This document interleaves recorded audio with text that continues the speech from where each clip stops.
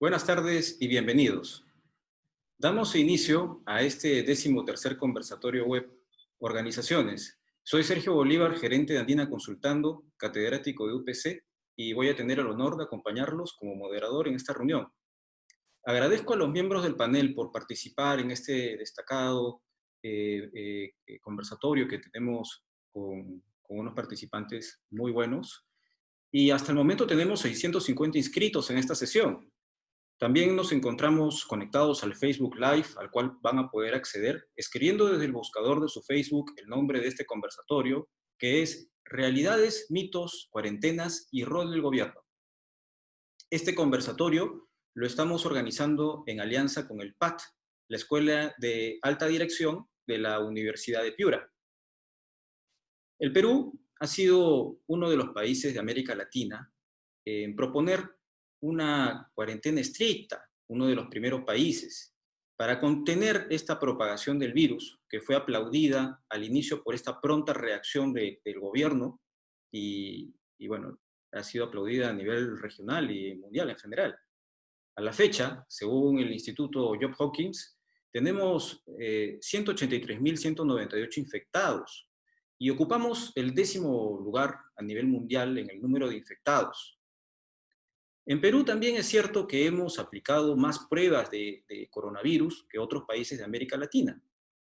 Pero, como indica un artículo reciente de la BBC, la mayor cantidad de pruebas no explica por sí sola el número de casos en el país.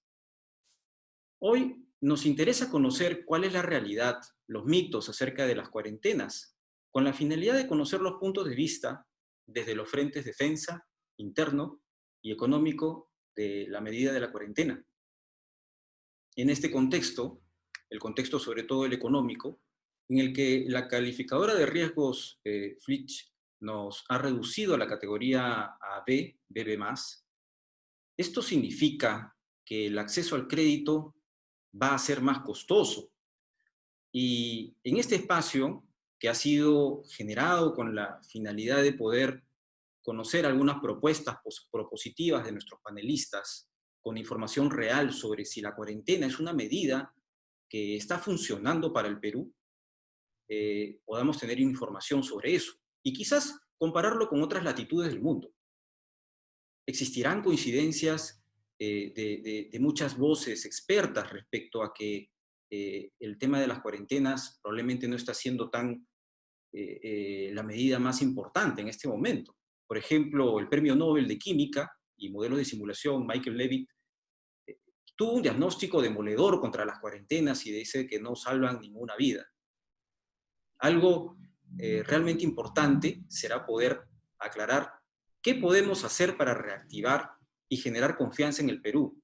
Es decir, cómo debe afrontarse el rol del gobierno en el retorno a la normalidad respecto a las cuarentenas. En este contexto, Perú necesita que sus ciudadanos cuenten con información real y buenas reflexiones respecto a lo que hay que hacer. En nuestro amplio panel va a aportar desde el punto de vista desde su propio punto de vista para estar mejor informados de la realidad, sin distorsiones ni exageraciones. Agradezco mucho al panel por acompañarnos y ayudarnos a entender esta problemática y darnos sus propuestas. Para mí es un honor moderar este espacio y a continuación voy a explicar rápidamente cómo es la secuencia de este conversatorio. Nuestros panelistas van a tener 15 minutos aproximadamente para abordar su tema. Es decir, el general Roberto Quiabra desde el punto de vista defensa, el sociólogo Fernando Rospigliosi desde el punto de vista interior y el economista Carlos Adriancén desde el tema económico. Al finalizar sus exposiciones, cada panelista vamos a entrar en una dinámica de preguntas y respuestas y cada uno va a responder a las preguntas que están dirigidas hacia ellos. Y vamos a ir en un orden. Primero, el primer panelista tendrá las preguntas que les corresponden, igual al segundo y al tercero. Y lo que vamos a hacer es, en esta dinámica, dejar el micrófono abierto, por si es que algún panelista quiere complementar alguna respuesta que dé una pregunta dirigida a otro panelista. Pueden ir enviando desde ahora a las preguntas a través del icono de preguntas y respuestas, que está en la barra inferior, que es el Q&A. Si hubiesen algunas preguntas genéricas, al final pues daremos una oportunidad para que esas preguntas puedan entrar en la mesa del webinar. Bueno, a continuación les presento a nuestro primer panelista. Nuestro primer panelista es Roberto Quiabra, el general de división del Ejército del Perú, de nuestro glorioso ejército. Ha sido jefe de operaciones en el conflicto del CENEPA en Ecuador en 1995. También ha sido comandante general del ejército en el año 2003 y ministro de Defensa en los años 2004 y 2005. Además, es conferencista de las escuelas de posgrado de las Fuerzas Armadas. Tiene la palabra nuestro primer panelista para tratar las realidades, mitos y cuarentenas y el rol del gobierno respecto al enfoque de defensa. General Quiabra, su intervención será aproximadamente de 15 minutos y General Quiabra, por favor, cuando termine su exposición, me indica que finalizó para poder proseguir con la dinámica. Tiene la palabra. Muchas gracias. Buenas noches a todos los que están conectados virtualmente con nosotros. Yo quisiera empezar diciendo de que de repente no nos hemos dado cuenta, pero somos protagonistas de los últimos capítulos de nuestra historia contemporánea. Hemos pasado por 20 años de subversión, con 10 años de inflación, y ya tenemos ahora más de 80 días en una emergencia sanitaria. ¿Qué hemos aprendido nosotros y qué cosa es lo que ha mejorado en nuestro país para que cada amenaza o riesgo que se nos presenta no nos cueste tanto enfrentarla como vencerla? Yo considero que la primera gran deficiencia que existe en nuestro país es que no lo conocemos. Nosotros formamos parte de una gran nación por su historia y su cultura. Somos un estado rico por su geografía. El Perú es un país marítimo, andino, amazónico, con presencia en la Antártida, bioceánico por el Amazonas. Esto es lo que los niños deben de conocer y amar en la escuela para que de grandes sepan desarrollar, proteger y defender, y que no suceda como vemos ahora, que en plena emergencia descubren que hay que aplicar estrategias diferenciadas por regiones. Sobre estas bases que nuestro Estado debe diseñar y conducir sus políticas nacionales y sus relaciones internacionales. Pero no tenemos, pues, no tenemos visión de futuro. Nuestro país carece de objetivos a largo plazo y se pierde en la coyuntura diaria, por la carencia de un pensamiento estratégico y la imposibilidad de alcanzar consensos en puntos en común que tienen vinculación con la defensa y el desarrollo. Últimamente hemos visto cómo las Fuerzas Armadas vienen siendo empleadas como fórmula de solución para todos los problemas que se presentan al interior del país, con o sin declarar los estados de emergencia. La primera pregunta que nos haríamos nosotros, ¿por qué? ¿Cuál es la diferencia de las Fuerzas Armadas con los otros ministerios? Es que tienen organización, tienen cultura y planeamiento. Existe una política institucional que va más allá de los gobiernos, de los ministros, de los mandos. Hay personal calificado que es permanentemente capacitado y está siempre apresta para servir a la patria. A diferencia de los ministerios que dicen que se va un ministro y se cae todo. Esa es la gran deficiencia que hoy en día la estamos sufriendo y hay que cambiarla. Porque los ministerios hoy día no nos ayudan en esta emergencia. El otro tema es la globalización. La globalización como símbolo de la integración de los estados está siendo cuestionada. Los estados han cerrado sus fronteras y se aíslan para no recibir a los migrantes y para combatir el virus. No hay cooperación, no hay solidaridad. Cada estado se salva como puede y con lo que tiene. Entonces vemos nosotros que esa situación para nosotros no es ninguna novedad. Y lo conocemos. Nos ha tocado pelear solos contra todo y contra todos. Entonces este debe ser un factor de planeamiento, que no vamos a tener ayuda externa, que debemos de valernos por nosotros mismos. Por eso que tenemos que valorar nuestros recursos, nuestras áreas estratégicas, porque no disponer de bienes y servicios propios y no producir representa una situación de indefensión y vulnerabilidad como lo estamos sufriendo hoy en día, que no tenemos y que tenemos que estar recurriendo hacia el extranjero.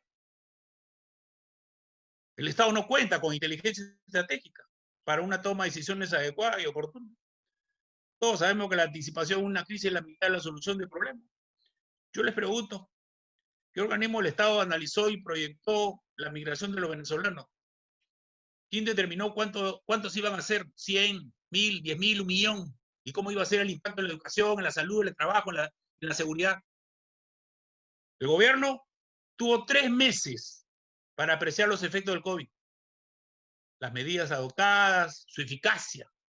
Porque cuando el virus invadió Europa, nosotros pudimos observar las reacciones deficientes en España e Italia, la indiferencia en el Reino Unido y la siempre respuesta impecable de Alemania. ¿Qué decíamos acá? No llega. Y si llega, no va a encontrar bien preparado. Y lo que hemos visto es que esta emergencia ha denudado nuestro Estado y al gobierno. Se requería de dirigentes competentes, organizaciones con capacidad de respuesta y el compromiso de los ciudadanos para enfrentarla todos juntos, con unidad bajo la dirección de un director de la guerra.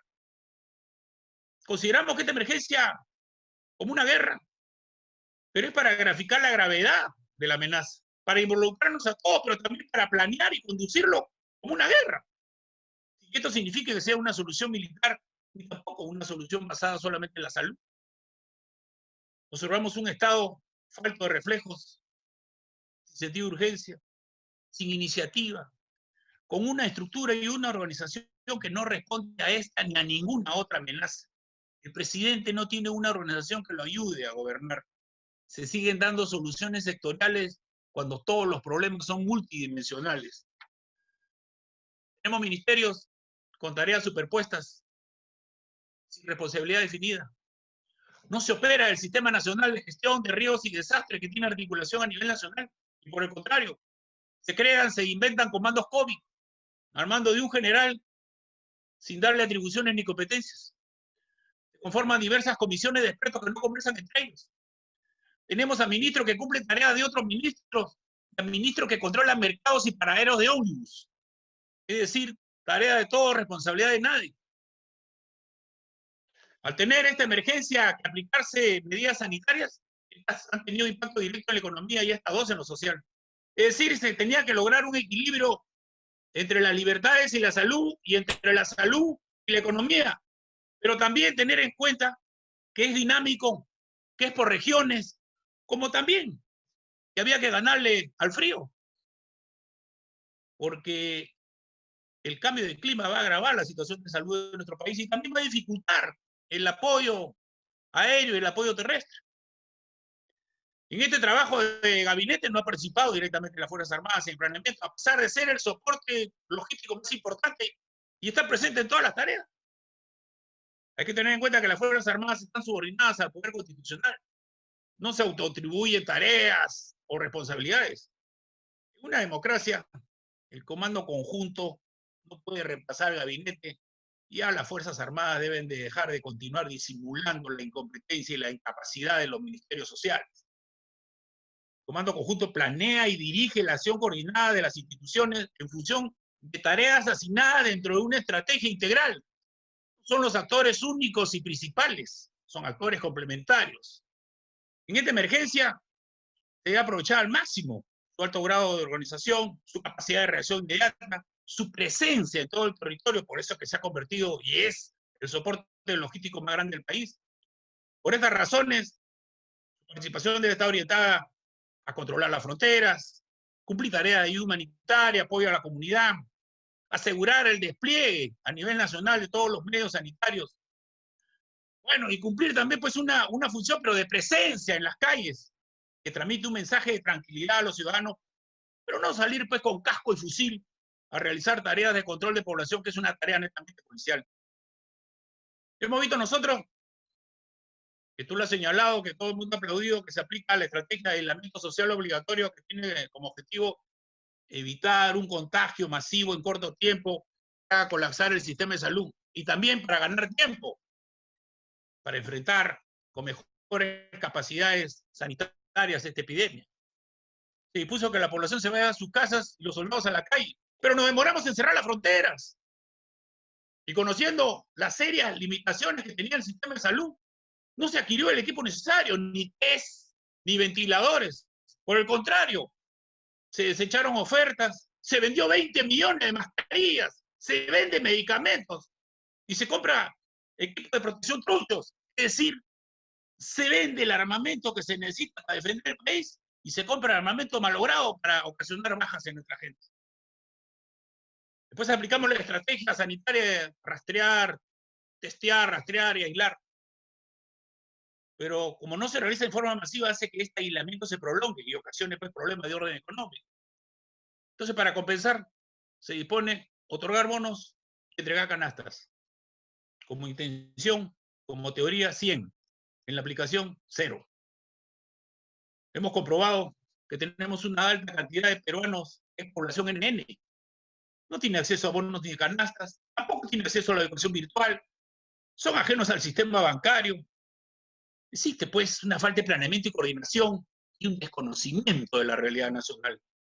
Los bonos, en vez de aliviar la situación, provocaron aglomeración y exposición de los más vulnerables. No hay data, no le llega a todos, se anuncian sin haber coordinado antes entre las agencias del Estado. Para las canastas se entrega dinero a los más de 1.600, 1.700 alcaldes, me entregarle a los 24 gobernadores. ¿Para qué tenemos descentralización? Los alcaldes no aprovechan esta situación de inamovilidad para entregar las canastas casa por casa, aprovechando el toque de queda y la presencia de los soldados. Así se aseguraron dos cosas, que todos recibían su canasta y le dabas tranquilidad a la familia. Pero este gobierno no emplea tampoco para esta distribución ni a la iglesia con sus vicarías, parroquias, ni tampoco a las organizaciones vecinales ni a la empresa privada. Así también tenemos gobernadores sin liderazgo y que son desplazados y pierden autoridad con la presencia de los comandos COVID y los ministros en actividades fuera de su nivel, porque ellos son los que generan los lineamientos, pero la responsabilidad operativa es de los gobernadores. Si no, ¿para qué tenemos descentralización? Esta emergencia se debió montar en el marco del Sistema Nacional de Riesgos y Desastres, para que cada gobernador y alcalde asuma con su plataforma de defensa civil las acciones a realizar en el marco de su competencia. El Ejecutivo debió desplazar puestos de comando avanzado para que los asesore y para que mantenga un enlace con el presidente, porque en este tipo de emergencias es importante la comunicación entre el presidente y los gobernadores. Sin embargo, hemos observado cómo el gobernador de Apurímac pide por RPP que le compren la sobreproducción de papa, de quinoa, de paltos. Tenemos nosotros que la región Junín, ayer salió un comunicado, un aviso en toda la página denunciando el abandono del Estado. Vemos también pues, que la comunicación del presidente, esa comunicación diaria, no motiva a los ciudadanos. Preguntémonos nosotros por qué el presidente tiene el 80% de aprobación y solamente el 20% le hace caso. Como en toda guerra o emergencia, la logística es fundamental. Tenemos una ley de movilización nacional, una ley donde se precisan los deberes, los derechos del Estado y de las personas según la situación de emergencia, así como también el empleo de los recursos y bienes privados cuando sean necesarios. Sin embargo, este gobierno solamente está aplicando el referente al personal y restringido solamente a los soldados. Y hay pues en el Ejecutivo y en el Legislativo una miopía conceptual de lo que significa servir a la patria. No les permite apreciar que lo que se necesita es convocar un servicio civil para tener médicos, enfermeros, técnicos, laboratoristas, como soporte al tipo de guerra que estamos enfrentando y no solamente preocuparnos por tener soldados. Es fácil, es aplicarle la ley a los más débiles, ¿no? A los soldados. Entonces, los que se iban a licenciar ahora a fines de junio, le dice te quedas hasta diciembre. Y a los reservistas que fueron por 2 meses, le dice te quedas 2 meses más, hasta fines de julio. ¿Por qué no aplicas la ley de movilización nacional para toda la industria que debe estar trabajando a favor de esta emergencia? ¿Por qué no los tocas a todos los privados que hemos visto nosotros cómo hacen negocio? ¿Dónde está la autoridad? Y aparecen también los congresistas que no tienen ni idea de lo que es el servicio militar y proponen volver al servicio militar obligatorio, castigar a los que no se presentan con que no van a ser funcionarios públicos. Otro que presenta que dice que el que incumple la movilidad social debe ir 6 meses a hacer el servicio. No tiene ni idea que un servicio de calidad es el que se basa en el querer servir y no en estar obligado a servir.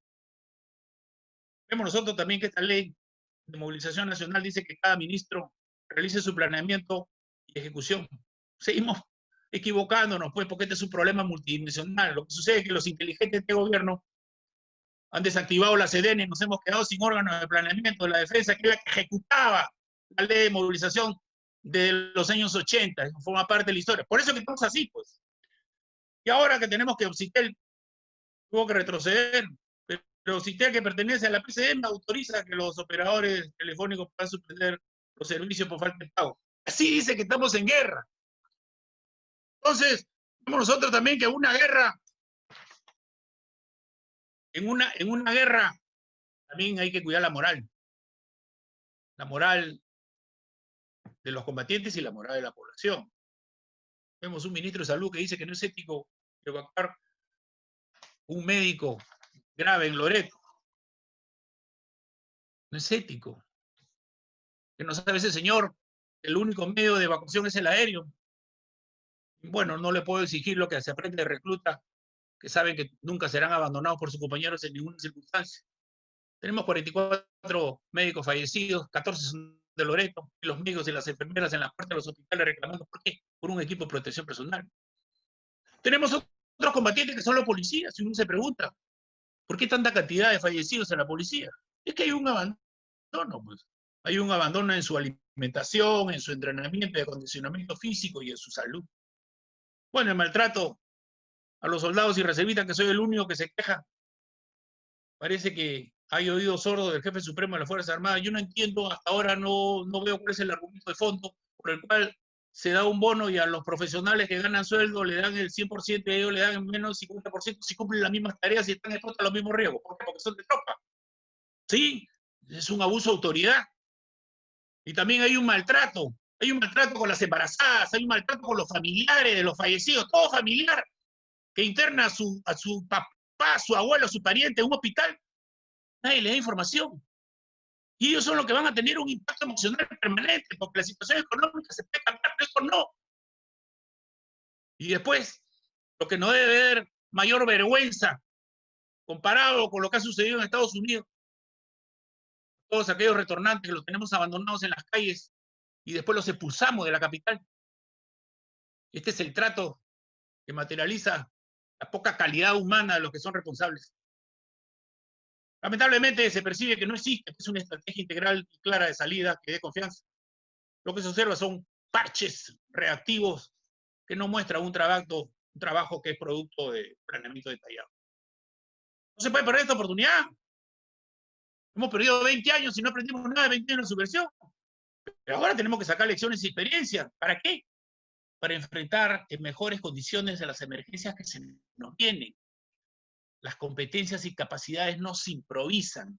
Tenemos amenazas reales y riesgos latentes por nuestra ubicación en el cinturón de fuego del Pacífico.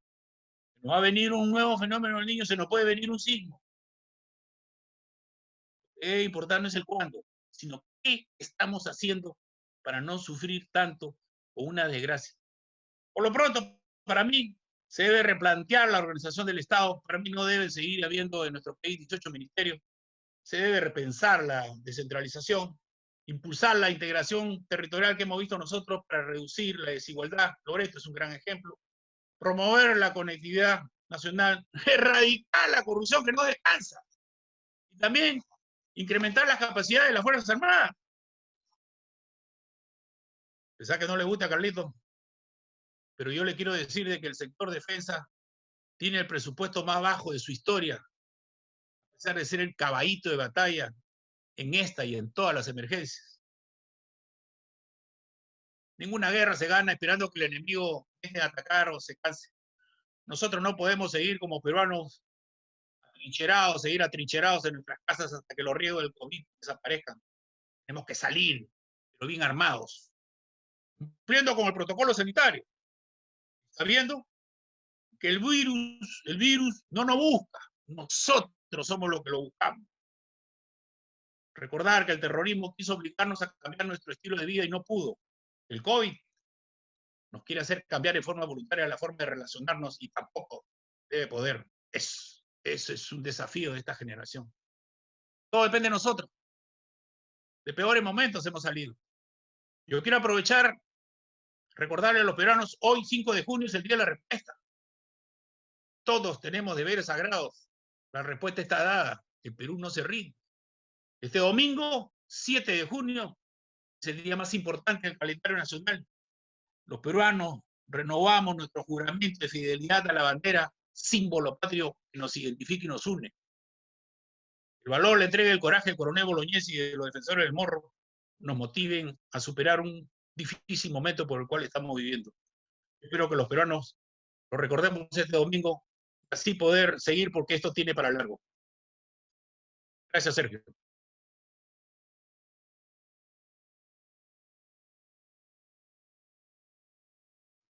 Muchas gracias, general. Hay muy buenos comentarios que he estado recibiendo en el panel y realmente felicitaciones por sus palabras, que creo que están muy entonadas a lo que están en este momento pensando muchas personas. Antes de dar la palabra a nuestro siguiente panelista, quiero comentarles de que hay varios de nuestras personas que nos siguen, han estado tratando de encontrar, ha habido un cambio en Facebook, con lo cual ahora para poder encontrar el conversatorio, primero por favor tipen Andina Consultando, bajan un poco hacia la transmisión y van a poder encontrar el conversatorio en vivo. Bien, a continuación voy a presentar al siguiente panelista. Nuestro siguiente panelista es Fernando Rospigliosi. Él es sociólogo y también es periodista. Ha sido en 2 ocasiones ministro del Interior y jefe del Servicio de Inteligencia. Actualmente es columnista del diario El Comercio y panelista en el programa 3D de la República Televisión y dirige su empresa consultora actualmente. Tiene la palabra nuestro segundo panelista para que nos hable acerca de las realidades, mitos, cuarentenas y el rol del gobierno desde el enfoque del interior. Señor Rospigliosi, su intervención será aproximadamente de 15 minutos.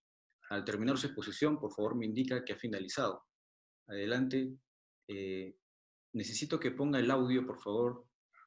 Ahí está, perfecto. Ahora sí. Adelante, tiene la palabra.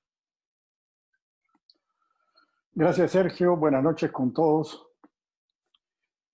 Bueno, estamos en una crisis realmente grave. A estas alturas me parece claro que la estrategia aplicada por el gobierno para enfrentar esta pandemia ha fracasado, lo cual era previsible prácticamente desde el comienzo. Es decir, me parece que no cabía otra decisión al principio de la crisis que aplicar una cuarentena, pero muy pronto quedó claro que los problemas que todos conocemos o que todos deberíamos conocer del Perú hacían imposible mantener una cuarentena como la que trató de imponer el gobierno y la que sigue tratando de mantener a estas alturas. Es decir, en un país con 70% de informalidad, lo cual quiere decir 70% de personas que no necesariamente son ilegales, pero que están acostumbradas a vivir al margen de las normas y que, por supuesto, era previsible que no iban a respetar las decisiones que el gobierno trataba de imponer, no por mucho tiempo, por lo menos. Pero además, este 70% de informales, de este 70% hay muchas personas que viven al día. Y ya se han publicado las cifras de las personas que no tienen refrigeradora, las personas que no tienen agua potable, en fin, todos los problemas que ya se conocían. Entonces, no era posible mantener una cuarentena estricta como se ha mantenido en algunos otros países. La estrategia que diseñaron algunos países avanzados, Taiwán, Corea del Sur, Singapur, de aislar inmediatamente a los infectados implicaba que se hacían muchísimas pruebas, pruebas de verdad, pruebas moleculares, que había sistemas que permitían identificar a los que estaban infectados, inmediatamente tender un cerco alrededor de ellos, que se queden en sus casas o llevarlos a los hospitales, en fin. Había toda una infraestructura que permitía hacer este tipo de cosas. En el Perú, desde la primera semana, quedó clarísimo que no era posible aplicar esto. Es decir, había que tratar de hacer todo lo posible por detectar a los infectados, por tratar de darles toda la asistencia posible, pero no era factible llevar adelante una estrategia como la que tenían otros países. Y era lo más evidente que una cuarentena tan rígida como la que imponía el gobierno iba a destruir la economía, sobre todo la economía de los más pobres, pero naturalmente también la de ese 30% formal, que sí es el que cumple y está obligado a cumplir todas las normas que va imponiendo el gobierno. En otras palabras, esta falsa disyuntiva que algunos planteaban y que el gobierno planteaba, salud o economía, nosotros privilegiamos la salud, era absolutamente falsa. No había manera de impedir la propagación del virus, se podía atenuar.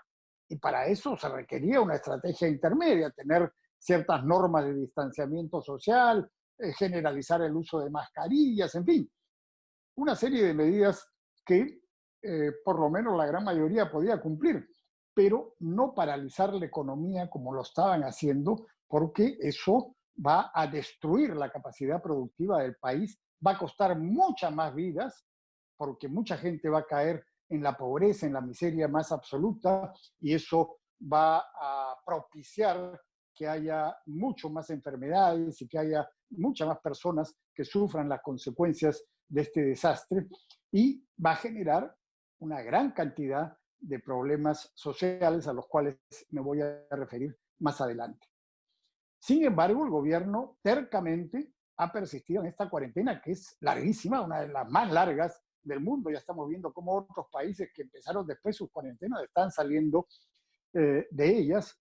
Y la situación acá es que el gobierno no tiene un plan de salida, como bien decía Roberto Quiabra, no tiene un plan de salida y van dando tumbos y tomando medidas apresuradas sin tener en cuenta que son en gran parte inaplicables. Todo lo que hemos visto, por ejemplo, grandes aglomeraciones en los bancos, la barbaridad que hicieron en Semana Santa, 3 días con toque de queda absoluto en que nadie podía salir las 24 horas y los días restantes solamente podían salir un día los hombres, otro día las mujeres, ocasionó esas cosas bárbaras, esas aglomeraciones en los terminales marítimos donde la gente en Semana Santa va a comprar el pescado. Es decir, todas estas cosas hicieron que el virus se propague más rápidamente y que ahora la situación sea incontrolable. Las cifras del gobierno ya sabemos que no sirven para mucho. La cantidad de fallecidos es más o menos, según lo que han publicado tanto nacional como internacionalmente varios expertos, es más o menos la cuarta parte de lo que en realidad existe. No son 5.000, sino son muchísimos más, están alrededor ya de 20.000, cuando se hace la comparación de los fallecidos en años anteriores con los fallecidos este año. O sea, hay una subrepresentación tanto de los infectados como de los fallecidos. Entonces, en estas circunstancias, lo adecuado sería rectificar, pero el gobierno se niega a hacerlo y impone una serie de medidas a las empresas para reabrir sus operaciones que son prácticamente incumplibles. El Comercio publicaba hace un par de días que solamente el 1% de las empresas estaba entrando en funcionamiento. Hay cosas completamente absurdas. Por ejemplo, en un centro comercial, yo voy a un centro comercial, a un supermercado, hay una serie de restricciones, hay que hacer cola, uno tiene que echarse gel al entrar, al salir, en fin. Funciona adecuadamente. Al frente hay una de estas empresas que vende productos de ferretería, está cerrada. Los gafiteros se supone que ya pueden salir, o de hecho han estado saliendo. ¿Y dónde compran un foco para reemplazarlo, un caño para cambiarlo. No hay dónde comprar porque las empresas grandes y pequeñas ferreterías están cerradas. Una cosa totalmente absurda que no tiene sentido. Podrían funcionar tanto las tiendas grandes como las pequeñas con determinadas condiciones. Como digo, si se trata de impedir la propagación del virus, eso ya fracasó, no es posible. No hay manera ya de impedirlo. Lo único que se puede hacer es atenuarlo con ciertas medidas de distanciamiento social. Pero ¿qué cosa es lo que nos va a venir en el futuro desde el punto de vista político, desde el punto de vista social? Hay algo que yo he calificado, que me parece que es inminente, que es el desborde social, que se va a manifestar de diversas maneras. Vamos a tener un aumento de los conflictos sociales, vamos a tener probablemente intentos de saqueos en algunos lugares, y vamos a tener un aumento exponencial de la delincuencia, sin ninguna duda, porque hay millones de personas que han quedado sin empleo como producto de esta política equivocada del gobierno, hay millones de personas que han caído en la miseria nuevamente y, desgraciadamente, un porcentaje de esas personas que no tienen nada para sobrevivir se va a dedicar a la delincuencia, y si antes de la crisis ya teníamos un problema serio de delincuencia, pues ahora se va a multiplicar exponencialmente. Frente a eso, el gobierno está tomando medidas, está planeando qué va a hacer, y hemos visto que en los primeros días, las primeras semanas de la cuarentena, cuando se mantenía más o menos una, un desplazamiento grande de las Fuerzas Armadas y de la policía en las calles, y la gente en su mayoría se quedaba en las casas, bajó significativamente el número de delitos. Pero después las cifras que se han publicado, por lo menos para Lima, en el mes de abril ya empezaron a subir nuevamente los delitos, y en mayo han seguido subiendo. Cuando la cuarentena termine, definitivamente algún día terminará, la cantidad de delitos va a subir exponencialmente. ¿Están planificando algo? Yo creo que deberían hacerse algunas cosas esenciales. Primero, desde el punto de vista social, focalizar ciertas políticas en los lugares y en los sectores más proclives a caer en actos delictivos. Jóvenes sabemos que son potencialmente más proclives a caer en la delincuencia cuando están en una situación complicada, y estudian y trabajan, en fin. Hay lugares que se han visto más afectados que otros. Debería haber políticas focalizadas en estos lugares con la finalidad de evitar un crecimiento desbocado de la delincuencia. Y desde el punto de vista policial, creo que hay cosas elementales que deberían estar planeándose. Lo que más preocupa a la gente es el pequeño delito. Para eso se requiere, sobre todo, fortalecer lo que es el último eslabón generalmente en las prioridades de la policía y del Ministerio del Interior, las comisarías, que son las más desatendidas. Y es ahí donde tendría que concentrarse el esfuerzo, porque el pequeño delito, el arrebato, la entrada a la casa, el robo del televisor, el robo del celular, en fin, eso es lo que más preocupa a la gente, y eso es lo que va a proliferar. Y ahí se requiere una cosa que está también totalmente descuidada, que es la investigación criminal a nivel de las comisarías, a nivel micro, lo que hay en las grandes unidades que dicen que atrapan a bandas importantes, pero a nivel local, a nivel del barrio, a nivel de la comisaría, eso está totalmente descuidado. Esa es una tarea importante. En segundo lugar, el patrullaje, pero no el patrullaje a tontas y a locas, tiene que ser en función de mapas del delito. Y para que haya mapas del delito se requiere que la población colabore, se requiere recobrar la confianza de la policía en la población, porque sabemos que la cantidad de delitos que se reportan son el 13 o el 15% de los delitos que se cometen. Si no hay un mapa del delito, no puede haber un patrullaje efectivo. El resto es simplemente para que se miren que están circulando los patrulleros. Se requieren cosas elementales que otros países, nuestro vecino Ecuador tiene, un centro de comando y control, que tengan cámaras, monitores, sistema de comunicaciones, donde se pueda cuando hay la detección de un delito, inmediatamente acudir y acudir como se tiene que acudir. Hay un delito, bueno, va un patrullero, va dos patrulleros. Acá hay ocasiones en las que van 10, 15 patrulleros a un lugar y la mayoría de las veces no va ninguno a ningún sitio. Entonces, requiere un centro de comando y control. Como digo, países como Ecuador lo tienen, nosotros no lo tenemos. Y no es cuestión de plata. Plata ha habido, ahora ya no hay. Pero plata ha habido y hay un centro de comando que se estableció para un evento internacional en el gobierno de Humala que funcionó 15 días y después se desactivó. O sea, cosas como esa se pueden hacer para enfrentar el tremendo desborde social que se nos va a venir dentro de poco tiempo. Por último, quisiera referirme a la situación política. Yo he venido escribiendo sistemáticamente en los últimos 2 años sobre el problema del populismo, que es un problema mundial, no es un problema solo del Perú.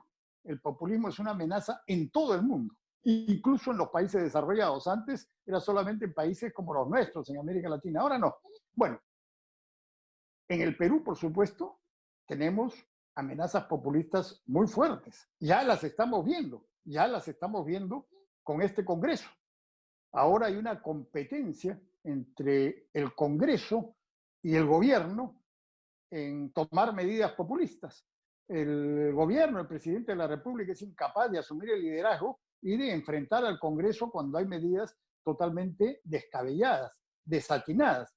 Hoy día ha circulado una carta de 4 embajadores dirigida al Congreso de la República, con copia al presidente de la República y una serie de autoridades, señalando cómo las medidas del Congreso, específicamente la de los peajes, está creando un nivel muy grande de desconfianza de la comunidad internacional en la economía peruana. Esto es gravísimo, pero es simplemente una pequeña manifestación de lo que está ocurriendo a vista y paciencia de todo el mundo. Y ojo, este crecimiento desbocado del populismo en una situación en que no existen partidos políticos, en que tenemos una crisis económica fortísima y en que va a haber millones de personas en la pobreza, va a acentuar lo que es típico del populismo. Caudillos que ofrecen soluciones inmediatas, que por supuesto no tienen ninguna viabilidad, pero que son respaldados, son aceptados por la gente que está desesperada. Y entonces el resultado de esto puede ser realmente nefasto. Es decir, lo que tenemos de populismo ahora puede, no necesariamente va a ser así, pero puede convertirse en las elecciones del próximo año en un problema gravísimo y en el caso de triunfar, de salir adelante, pues ahí tendremos una situación que puede llevar al Perú a una crisis fatal como a otros países de América Latina y hundirnos no por años. Esta crisis ya nos ha hundido por varios años, nos puede hundir por décadas si es que algún caudillo populista tiene éxito en las próximas elecciones. Gracias. Muchas gracias, señor Rospigliosi. Ha estado muy interesante su intervención, en realidad, y gracias por esto. Hay preguntas que se están suscitando a raíz, sobre todo, del tema de la carta, que probablemente vamos a tener un momento para ahondar en ese tema. A continuación, vamos a presentar a nuestro tercer panelista. Nuestro tercer panelista es el doctor Carlos Adriancén. Como dije, él es doctor en Administración de la Universidad Politécnica de Cataluña, destacado economista. Actualmente es decano de la Facultad de Economía de la UPC y director de la carrera de Economía y Finanzas. Ha seguido estudios de máster en Economía de la Boston University de Estados Unidos y el MBA de la Universidad de Quebec en Canadá. Tiene la palabra nuestro tercer panelista para tratar las realidades, mitos, cuarentenas y el rol del gobierno desde el enfoque económico. Doctor Carlos Adriancén, su intervención será aproximadamente unos 15 minutos. Puede empezar, por favor. Ya tiene el micro abierto. Gracias. En primer lugar, quiero darle buenas noches a todos los conectados. Quiero agradecer a al señor Meyer y a Sergio por esta generosa invitación, pero particularmente a ellos dos les quiero agradecer compartir un panel con dos de las voces más respetadas en este país, el general Quiabra, quien ha hecho referencia a mí, y el señor Rospigliosi, que es uno de los mejores periodistas y analistas que tiene este país. El tema de la pandemia o el tema del rol del Estado está en el corazón de lo que vamos a conversar esta noche. Pero tengo la suerte, insisto, de tener a dos excelentes voces, habiendo dicho casi todo lo que hay que decir, y por tanto me podré enfocar cómodamente en sus ideas y en algunos detalles estrictamente económicos. Lo primero que muestra la forma como hoy día se está enfrentando la pandemia es la contraposición entre la apuesta por un Estado totalitario que nos proteja, es decir, una cuarentena, que se siente en nuestras libertades económicas y políticas y nos protege, y países que han optado con estados normalmente más sólidos por un manejo mucho más libre, donde no se ha destruido la economía, donde los resultados hoy día son fácilmente comparables a su favor. Hay que tener muy claro el caso de las dos Chinas, la que originó la crisis o creó el virus, que es la China, el gobierno popular de la China, donde se esconden las cifras, y Taiwán, que es otra China, que no tiene nada parecido a una cuarentena, que ha tomado pruebas, que ha focalizado y que ha encapsulado, y que definitivamente es uno de los ejemplos de éxito. Acá, en medio de la cuarentena, los peruanos rápidamente optamos por lo que es usual en la región. Preferimos nuestra comodidad a nuestra libertad, así que cuando nos hablaron de un estado de emergencia, que nos iba a meter en nuestras casas y que iba a proscribir ciertas producciones o ciertos consumos, confiamos en que Papito Gobierno nos iba a dar de todo. En primer lugar, iba a capitalizar a un sistema de salud descapitalizado, que como referencia, les cuento, un peruano promedio recibe de servicio de salud público el 4% de lo que recibe un norteamericano, y fíjense la cifra del norteamericano. Lo mismo en términos de defensa. Aquí quiero responderle al general Quiabra. Yo soy una persona que soy muy respetuoso de la forma como esquilmo el pueblo. Este país gastaba el año pasado 65 mil millones de dólares duros en su burocracia y lo gastaba pésimamente. Lo recaudaba con impuestos, nueva deuda, un poquito de señoreaje, o sea, emisión de billetes y licencias monopólicas que mantenían esos entes que la gente llama empresas públicas. Toda esa plata se gastaba básicamente en gasto corriente. Si a mí me pide que priorice gasto, yo voy a mostrar el mayor respeto por las Fuerzas Armadas.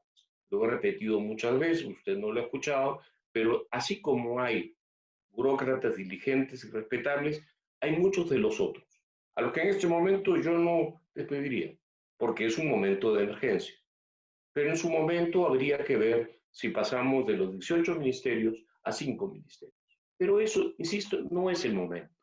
En este momento tenemos los efectos tremendamente peligrosos de un virus altamente contagioso.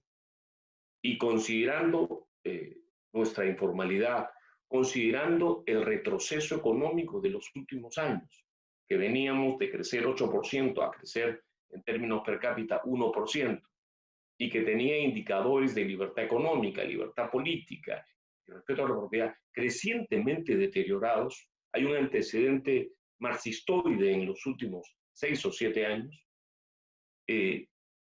esto ha caído como pintado. Lo que hizo el Perú fue algo que muchos entendimos con cierto beneplácito, ojalá pues lo hagan bien, pero lamentablemente ustedes saben que hasta la prueba rápida se comercializa. No es casualidad que la burocracia peruana haya subido 40 puestos en el ranking mundial de corrupción de Transparencia Internacional, que no debe tener pues, mucha simpatía por ver lo que está pasando en los últimos 7 años. Así que vamos al punto. En este momento en el Perú hemos apostado a una cuarentena medieval en un contexto en el que el gobierno no reasignó gastos en la magnitud de vida.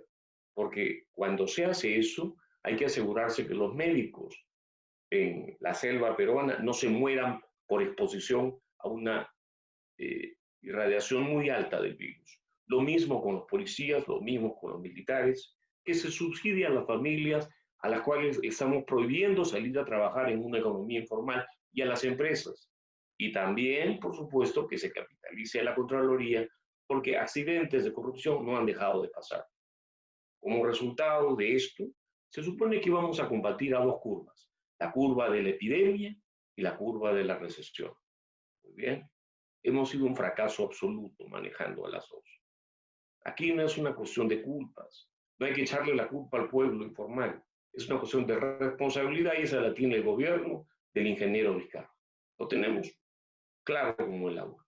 En este momento, hagamos lo que hagamos de aquí en adelante, la tasa de infección va a seguir creciendo y como muy bien dijo el señor Pugliese, la recesión tiene para años. El mismo presidente del Banco Central, que alguna cifra debe tener, dice que entre el 22 y el 21 vamos a estar todavía por debajo del año 2019.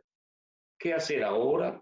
Entender lo sencillo. Mire, usted tiene un país con una cuarentena medieval descapitalizada, el Perú, y tiene otro país como Suecia que no tiene cuarentena. Es cierto, tiene 9 veces más ingresos, pero ellos aplican o han aplicado pruebas moleculares por más del 80% de su población.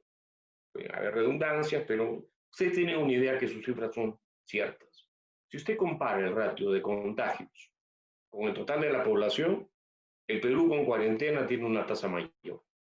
Y eso con todas las sombras que tienen las cifras peruanas.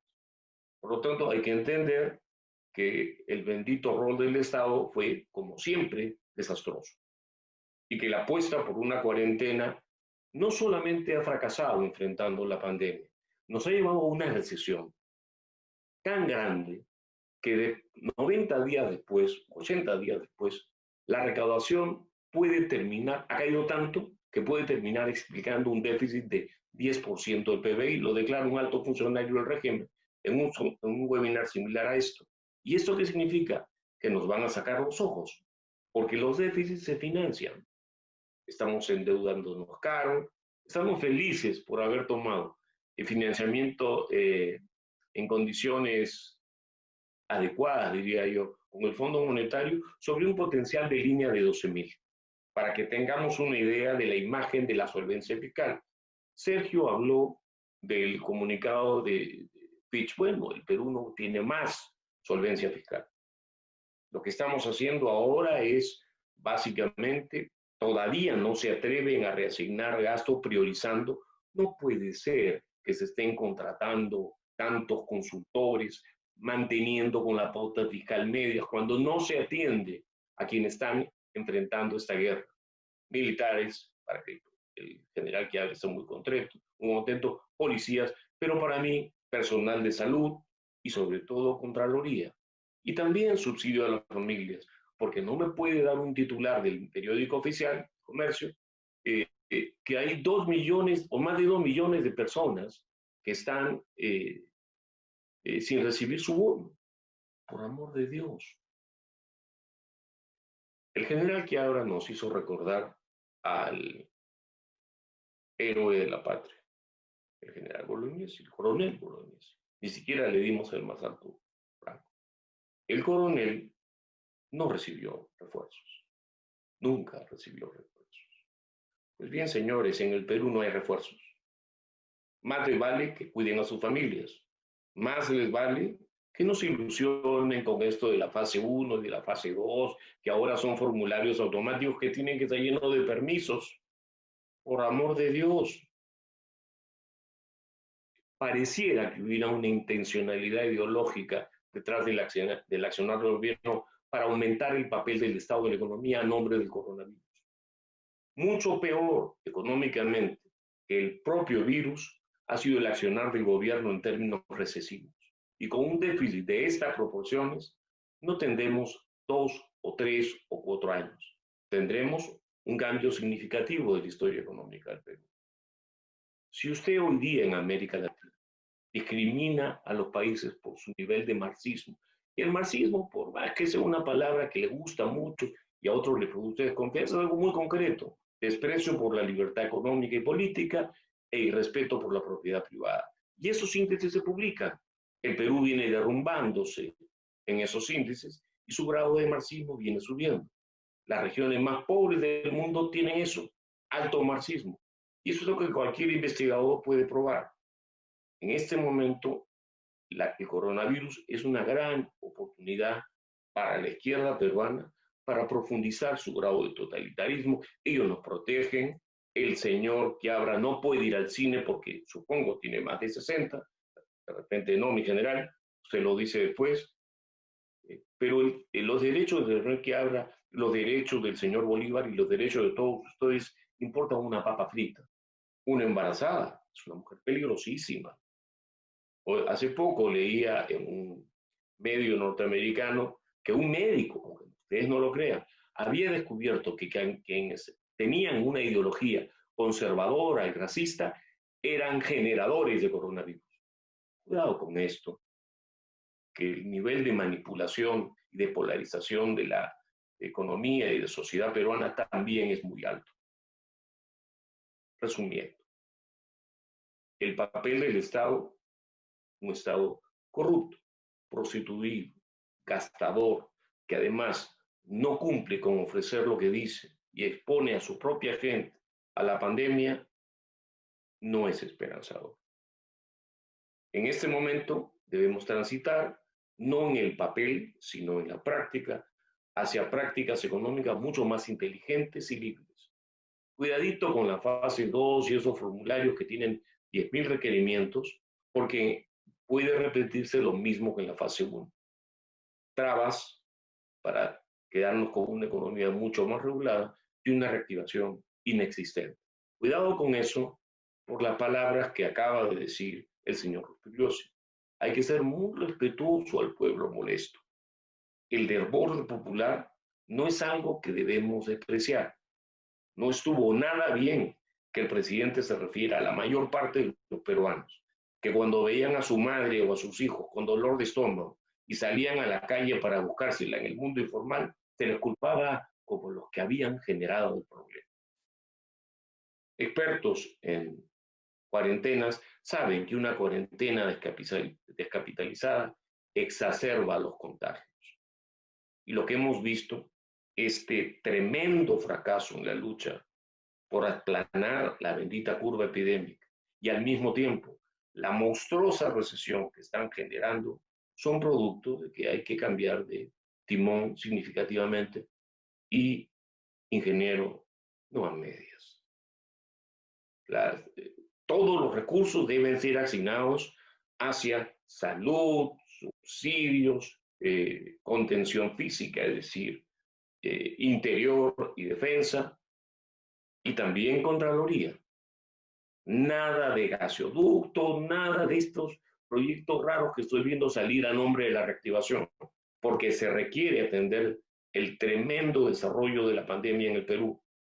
De resto, deje a los peruanos, devuélvale sus derechos económicos y políticos y asegurémonos que la gente camine por la calle y cada uno de nosotros deberá cuidar a su familia y cuidarse a sí mismo. Aquí, en el Perú, los refuerzos nunca llegan. Estamos solos. Esa es mi opinión. Y Sergio, yo he terminado. Muchas gracias, Carlos. Bueno, antes que nada, reiterar, muy interesante tu participación y, bueno, ya eres una persona que conoce el espacio, ha estado con nosotros, te agradecemos nuevamente por repetir el plato acá en estos conversatorios y también a todos los panelistas que están haciendo este conversatorio tan interesante. Vamos a iniciar el espacio de preguntas y respuestas. Han llegado muchas, con lo cual se está haciendo un esfuerzo para sintetizar varias. Y esto vamos a tratar de que sea un espacio que moderadamente sea unos 40 minutos aproximadamente. Vamos a recordar que el panel completo, en este momento los voy a poner en audio a todos. Así que necesito audio perfecto. Me falta el señor Rospigliosi, el audio. Por favor, porque no lo logro hacer acá desde el panel, parece que ya, ahora sí, todos estamos en audio. Muy bien. Entonces, en este espacio que todos vamos a estar con cámara activa y también con la posibilidad de poder complementar, ¿no? Me refiero a los panelistas. La respuesta que desee complementar de algún otro panelista, vamos a iniciar con algunas cuantas preguntas. Voy a iniciar con, primero, unas preguntas que están dirigidas al general Quiabra, y voy a decirle dos para centrar. Primero, unas preocupaciones que están llegando del fondo de nuestros participantes aquí en el auditorio. Antes, el ejército era el más respetado de las instituciones del Perú. ¿Cómo se puede manejar el tema del liderazgo en el país, en su condición de militar? ¿Qué tipo de ideales, valores deberíamos seguir todos los peruanos para dejar de presenciar todas estas aglutinaciones constantes y un mejor alineamiento para apoyar mejor a que las condiciones de seguridad de todos se ordenen, ¿no? Hay un desorden grande. Las personas parece que no entienden el término obediencia. Nadie obedece, se percibe que se necesita autoridad. Ese es un primer punto. Y un segundo punto que está relacionado es que se percibe desorden de roles. Directamente con el actual Ministerio de Defensa. Se viene asumiendo de que hay responsabilidades que deberían hacer los otros sectores y lo están asumiendo ellos, ¿no? Por ejemplo, el tema de las tomas rápidas en los mercados y paraderos. Eso debería corresponder al MINSA, lo están haciendo ellos. Control peatonal vehicular también, ¿no? Con el caso de Mininter, pero el rol de las Fuerzas Armadas, ¿cómo queda ahí el tema del tema orden, ¿no? Por favor, tiene la palabra general. En primer lugar, vemos que las Fuerzas Armadas las emplean para todas las tareas, y eso es lo que yo he señalado. Disimulan la incompetencia de otros ministerios. Cada ministerio debería asumir su responsabilidad. Lo que pasa es que, como dije, los ministerios no tienen personal capacitado, calificado. No hay una continuidad de políticas en los ministerios. El hecho de que salga un ministro y se vaya con toda su gente y vuelva todo a cero, yo creo que es una deficiencia que tenemos que solucionar. El que estén en actividades que no le corresponde. Para mí, yo no puedo ver al ministro de Defensa y al ministro de Interior en el mercado mayorista. Esa es cuestión del alcalde. Entonces, ¿para qué tenemos gobernadores, alcaldes? Apoyen es una cuestión, pero que sean los titulares de la responsabilidad. Entonces le quitamos responsabilidad a los alcaldes. Por eso que vemos que alcaldes no figuran. Por eso que vemos que no se asesora bien a los alcaldes para que ellos puedan entregar estas canastas. Cuando tú me dices cómo solucionar este problema con los jóvenes que hoy día vemos que no respetan las indicaciones que se hacen especialmente para guardar la cuarentena, yo pongo como ejemplo a estos casi 10.000 reservistas que fueron llamados durante 60 días. Llamaron solamente a los reservistas que no tenían empleo. Así el gobierno se aseguraba que máximo le daba 300 soles, pero los amenazaba con una multa de 2.400, una UIT, media UIT. Sin embargo, no se hace necesitado de que los amenacen, y su presencia voluntaria, pegado a Bolognesi, cumpliendo con el juramento, cumpliendo con su palabra, lo vemos nosotros.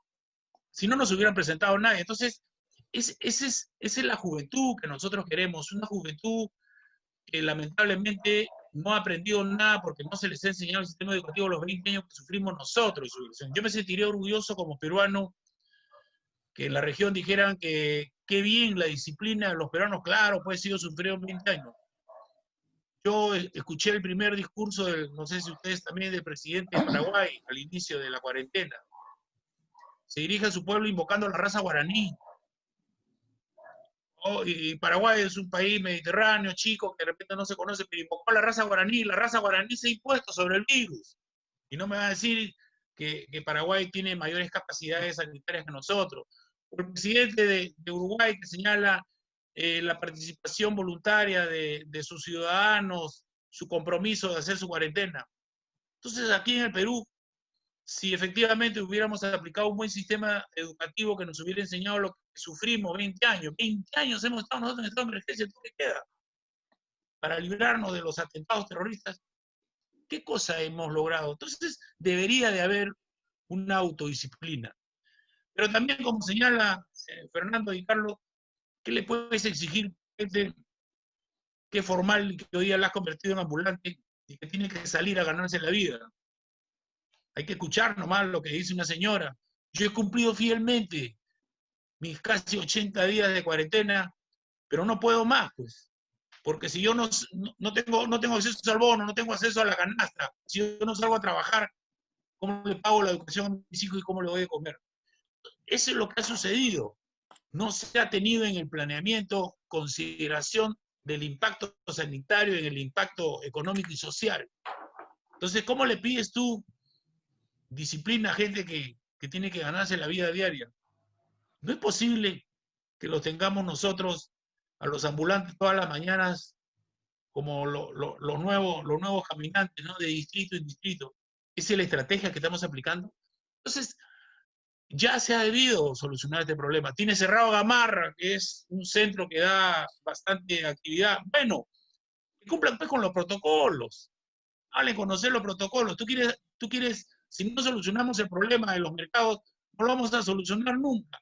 Pero ¿quiénes te deben de solucionar? Igual que en la subversión, las estrategias se hacen de abajo para arriba y de adentro para afuera. Es decir, con la gente que sabe. El rey de la papa, la cebolla, ellos saben cómo es el movimiento, porque no solamente se trata de compradores y vendedores, están los que llevan la carretilla, los que cargan, los que suben, los que bajan. ¿Quién sabe ese movimiento? ¿Ministro? Bueno, lo debe saber el alcalde, pero lo haces con gente adentro y los comprometes. No que cierras el mercado y a la gente que está ambulante le aplica la estrategia de quitarle la mercadería. Eso es lo que nosotros criticamos. Hay unos que señalan que es difícil, es claro. Nosotros tenemos una ventaja los que estamos afuera, que nosotros en democracia podemos criticar sin descalificar y nos podemos equivocar. Pero los que están hoy día conduciendo esta emergencia tienen la grande ventaja que no se pueden equivocar, pues.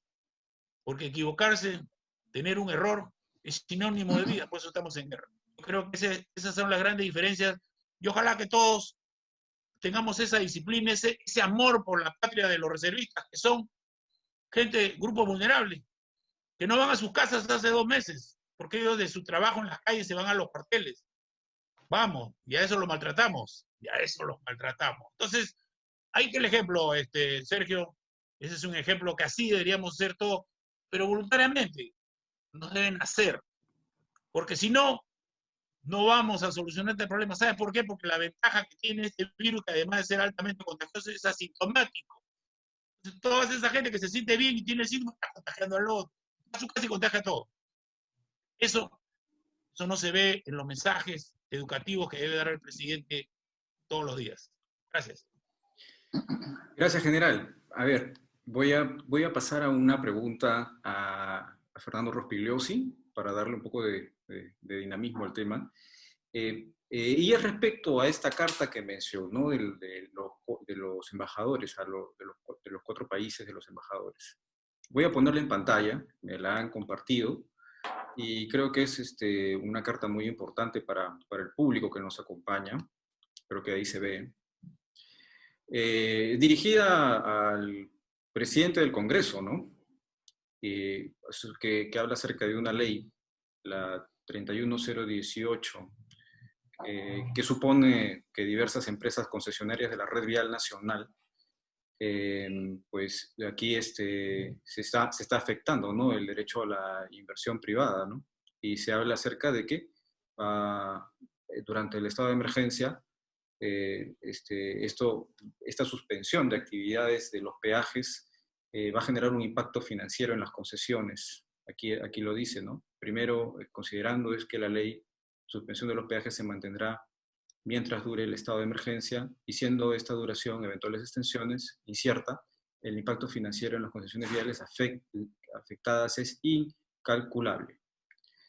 Y en segundo lugar, habla acerca del tema de la inversión privada, que ha sido un componente vital en el crecimiento y desarrollo económico, que ha colaborado en reducir a la pobreza, y bueno, este tema está preocupando mucho, ¿no? Lo firman el embajador de Canadá, el embajador de Australia, el embajador de Francia y el embajador de Colombia. Esta medida que ha salido, y que también está copiada, por lo que vemos acá, tanto a todos los miembros del Consejo de Ministros, el presidente de la República, y demás autoridades. La pregunta que va dirigida respecto a este tema a Fernando Rospigliosi es, este tema no viene aislado, viene con muchos otros proyectos similares que se están presentando en este momento y además en el Congreso, y va sumado a un comentario que acaba de hacer Carlos Adriancén hace unos instantes. ¿Qué está sucediendo en realidad aquí? Porque es que se está probablemente aquí siguiendo estos errores o estos problemas que se están presentando llaman la atención y existe un trasfondo ideológico. ¿Qué opina usted acerca de esto, no? ¿Existe alguna agenda que se necesita tener clara como realidad? Por favor, Fernando. Sí, Sergio. Existe un trasfondo ideológico de un grupo, de los grupos que ya conocemos, pero el gran problema es que esto trasciende a los grupos ideologizados. O sea, hay en este caso muchísimos congresistas que no tienen ideología, son simplemente oportunistas, que creen que con esto van a ganar el aplauso de la población y que van a hacer una carrera política proponiendo cosas absurdas como esta de eliminar los peajes cuando no pueden romper contratos que están establecidos. Eso es anticonstitucional, pero lo han hecho. Y el presidente de la República, ¿qué hizo? Teniendo una enorme popularidad. ¿Acaso enfrentó al Congreso? ¿Usó su popularidad? ¿Usó su liderazgo para enfrentar este tipo de medidas populistas que le van a costar muchísimo al Perú? ¿Cómo lo está demostrando esta carta? No, no. Ahí sí se quedó calladito, ahí sí no usó ese 70, 80% que dicen las encuestas que tiene, no lo usó para enfrentar políticamente al Congreso y evitar este tipo de medidas que son tremendamente perjudiciales para el país. Como decía en mi intervención anterior, en una situación tan crítica como la que estamos viviendo, como a la que nos ha llevado el gobierno al implantar esta cuarentena que va a ocasionar una recesión brutal. Encima de eso, tenemos desconfianza internacional porque el Congreso está haciendo barbaridades, el gobierno también hace de las suyas y tenemos un escenario electoral el año 2021 que es complicadísimo. Entonces, creo que es realmente muy, muy grave lo que está sucediendo. En el momento que más necesitamos tener confianza internacional, tener internacional y nacional, tener inversiones para tratar de salir en el futuro de esta recesión a la que nos ha llevado el gobierno, en vez de eso nos están hundiendo más. Insisto, en parte es ideológico, en parte es puro oportunismo, es puro populismo. Y quisiera también decir una pequeña cosa respecto a lo que decía de la inseguridad que se nos va a venir. Uno de los aspectos que hay que tener en cuenta es cómo la policía ha quedado muy debilitada. El gobierno mandó a la policía, también a las Fuerzas Armadas, pero me voy a referir al caso de la policía, mandó a la policía a la primera línea de combate sin los instrumentos necesarios. Es decir, no había mascarillas, no había protocolos, no había pruebas moleculares para detectar a los infectados y aislarlos. Los hospitales de la policía estaban en ruinas. Veíamos cómo después los policías se amontonaban en el patio, en la cochera, sentados en sillas y se morían ahí.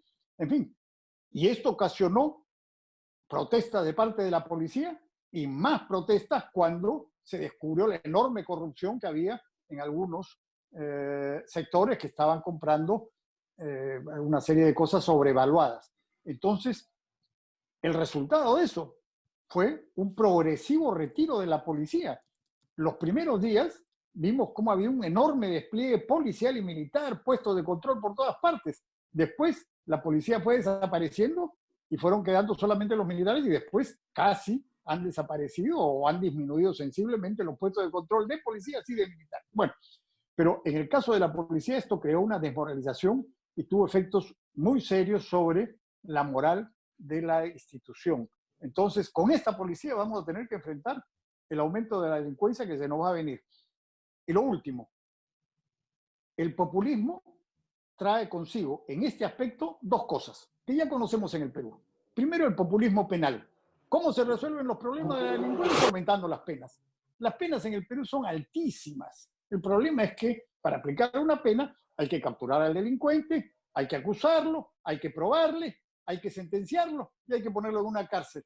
Nada de eso funciona bien. Hemos visto cómo las cárceles están llenas de gente, no hay donde poner más presos, en fin. Pero el populismo penal es a lo que recurren usualmente los políticos del Congreso y del gobierno, de este y de los anteriores, para decirle a la gente, estamos haciendo algo. Eso no resuelve los problemas, los agrava. Y la otra cosa, lo que es también muy apreciado por la gente y que es completamente incorrecto, saquemos a los militares para enfrentar la delincuencia. Las Fuerzas Armadas tienen determinadas funciones y misiones, que no es la función policial. Pero eso es muy popular. Se ha usado en otras partes de América Latina con resultados terribles. Y tengan ustedes la seguridad que cuando empiece a aumentar la delincuencia, vamos a tener a los políticos diciendo más penas, militares a las calles. Y entonces, en lugar de resolver los problemas, los van a agravar en este aspecto. Gracias, Sergio. Muchas gracias, Fernando. No sé si alguno de los panelistas quiera complementar. A mí sí me gustaría...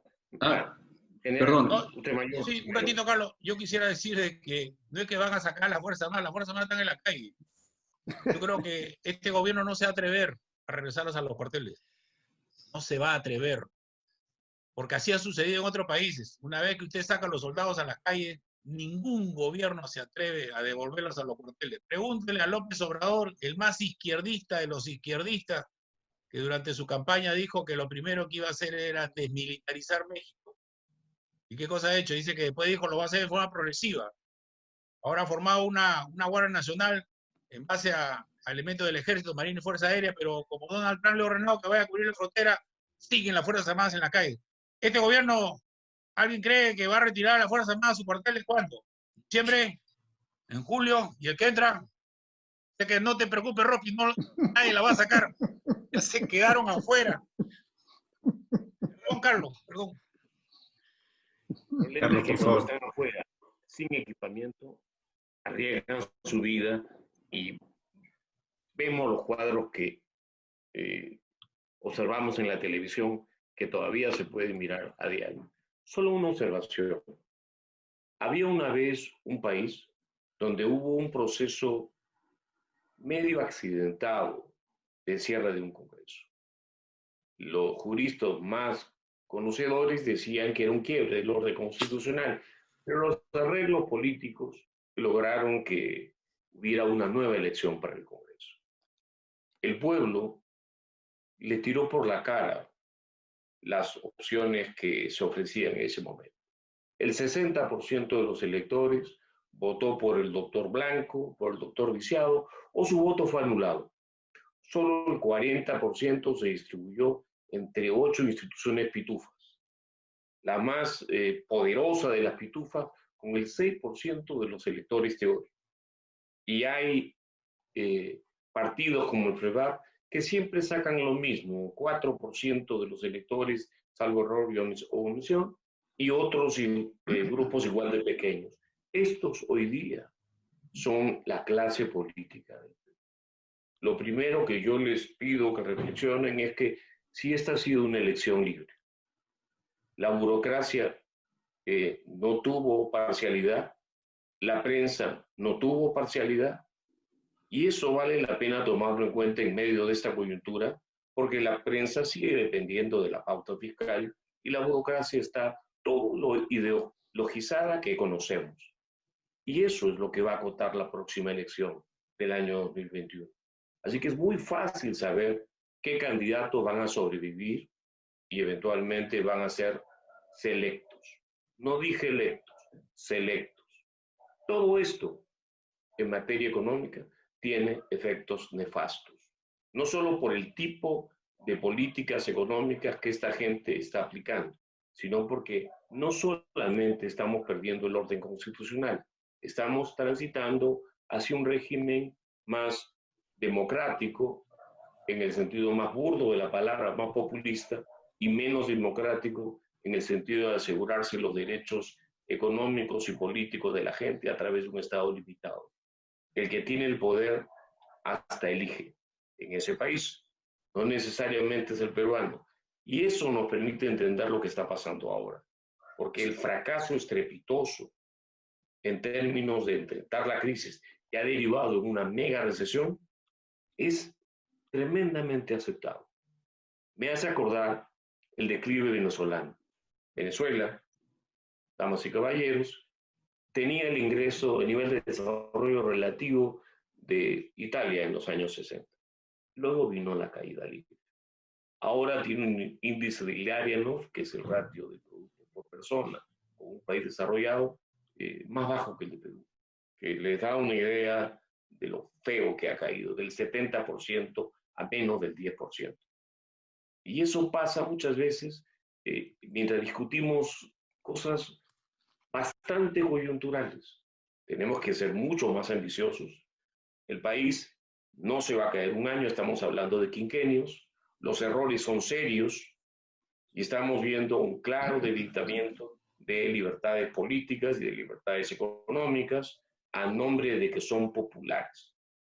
Y quienes dicen que son populares son un régimen que no vino de una elección y un Congreso por el cual la mayoría no votó.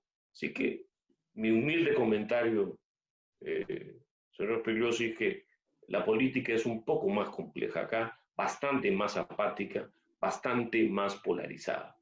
Un país donde la informalidad puede estar bordeando el 80%, lo que ha venido para quedarse acá es una extrema polarización. Y la polarización no ayuda a elegir bien. Un solo comentario. Muy bien, Carlos. Muchas gracias. Hay una pregunta que voy a hacer al doctor Adrián Sen. Vamos a ver, es sobre este tema que comentó, ya había comentado acerca de esto, pero aquí hay que profundizar un poco. En esta segunda fase del plan Reactiva, que acaba de salir reglamentado hace muy poco, ¿no? Esta fase nueva, y nos adelantó un poco su opinión respecto al mismo, pero queríamos profundizar un poco más. En la primera parte se percibe de que ha demorado mucho por parte de las empresas en las gestiones que está haciendo el sector público. En esta segunda fase tienen que contar con un protocolo individual, hacer inscripción vía internet en el ministerio que corresponde y luego en el Ministerio de Salud. Lo que ha cambiado, es posible que en lugar de esperar esa aprobación, lo que debe cambiar es que luego de ingresados los datos del trámite, debería ser una aprobación automática. No sé si opina que eso podría mejorarse de alguna manera, porque este trámite burocrático en realidad está haciendo que muchas empresas todavía no empiecen a operar cuando deberían hacerlo, ¿no? Por ahí esta pregunta, Yo doctor. soy católico, pero fuera de eso, soy bien poco creyente.